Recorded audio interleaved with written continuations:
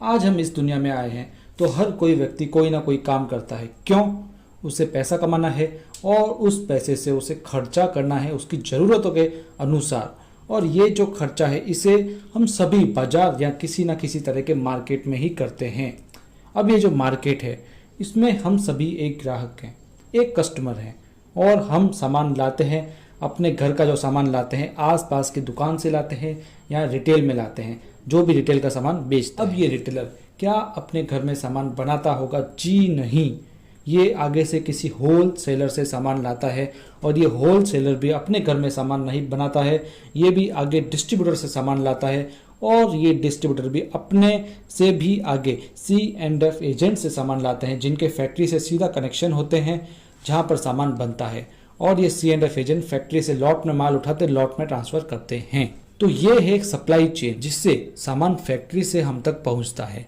इसे traditional market भी कहा जाता है क्योंकि ये सिस्टम सदियों से चलता आ रहा है। अब इसमें यदि हम गौर करें तो फैक्ट्री में कोई 50 रुपए की चीज़ बन रही है तो क्या वह हमारे तक आते आते 50 की रहेगी? जी नहीं, उसकी रेट 2 गुनी या उससे ज़्यादा भी हो सकती है। क्यों? क्योंकि ये जो फैक्ट्री और कस्टमर के बीच बिचौलिए बैठे हैं ना, ये अपना अपना मार्जिन लेते हैं और कम से कम बिचौलिए 20% मार्जिन ले जाते हैं। और कंपनी अपने प्रोडक्ट के प्रचार के लिए भी विज्ञापन करवाती है जिसमें बड़े बड़े सेलिब्रिटीज़ को करोड़ों रुपए दिए जाते हैं विज्ञापन के लिए, जो हम अक्सर टीवी में देखते हैं। तो कम से कम 30% पैसा विज्ञापन पर भी चला जाता है। तो 50% पैसा हम एक्स्ट्रा दे रहे हैं हर एक सामान पर, जो कि हमारी जेब से लग रहा है।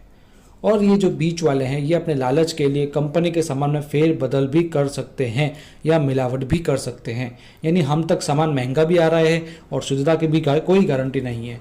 इसलिए इस सिस्टम में कुछ परिवर्तन किया गया। इसमें यह देखा गया कि सप्लाई चेन में सबसे महत्वपूर्ण कौन है। इसमें सबसे महत्वपूर्ण है कस्टमर और फैक्ट्री, क्योंकि फैक्ट्री में सामान बनेगा तो ग्राहक तक पहुंचेगा और ग्राहक यदि लेगा नहीं तो सामान कहाँ जाएगा, इसलिए दोनों इंपॉर्टेंट है। तो इसमें ये परिवर्तन किया गया कि बिचौलियों को और विज्ञापन को इसमें से हटा दिया गया और फैक्ट्री या कंपनी ने हर एरिया में अपनी एक दुकान खोल के दी जहां हर कस्टमर आकर सामान खरीद सकता है। और जहां ये दोनों ही आ गए वहां पर मार्केट स्टार्ट हो गया। तो इसी का नाम दिया गया RCM, यानी right concept of marketing. Hindi में कहें तो खरीदारी करने का सही तरीका। इस सिस्टम को डायरेक्ट सेलिंग भी कहते हैं।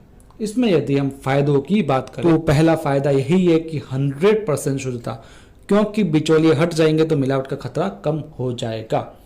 दूसरे फायदे की बात करें तो पक्का बिल। यदि आप 1 रुपए का भी सामान RCM की दुकान से खरीदेंगे तो आपको पक्का बिल दिया जाएगा। और तीसरा फायदा है कि MRP पर 10 से 20% की छूट, यानी आप कोई भी सामान लेते हैं तो उस पर लिखी MRP से आपको छूट मिलेगी। चौथे फायदे की बात करें तो आपको 30 दिन की मनी बैक गारंटी भी मिलेगी। और पांचवें फायदे की बात करें तो आपको 10 से 45% तक कैश बैक मिलेगा आपके बैंक अकाउंट में। इसकी विस्तृत जानकारी, साथियों ये सारे फायदे हमको दूसरी दुकान से सामान लेने पर नहीं मिल रहे थे, सिर्फ यहीं से ही मिलेंगे। तो ये सारे फायदे तो थे जब हम घर के सामान का खर्चा किसी और दुकान से नहीं करके इस दुकान से करें।